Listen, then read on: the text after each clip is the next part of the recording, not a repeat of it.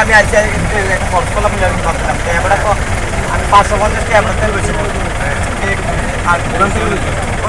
এই দোকানটা থেকে বাড়ি উঠে পুরো কত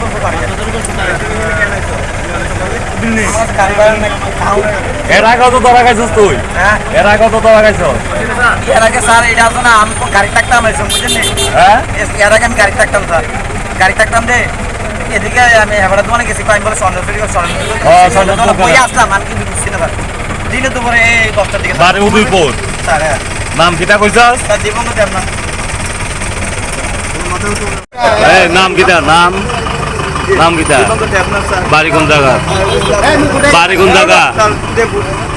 হ্যাঁ উদয়পুর এখানে কি লেগে আইছ গাড়ি ভাড়া নাই স্যার আয়া বসি পারে না কবে আইছ উদয়পুর থেকে কবে আইছ আজকে সকালে আইছি এখানে আইয়া কি করছো? 550 হ্যাঁ এবারে তো আমি বলে চুরি করতে বলে কোন বেটা কোন দোকানে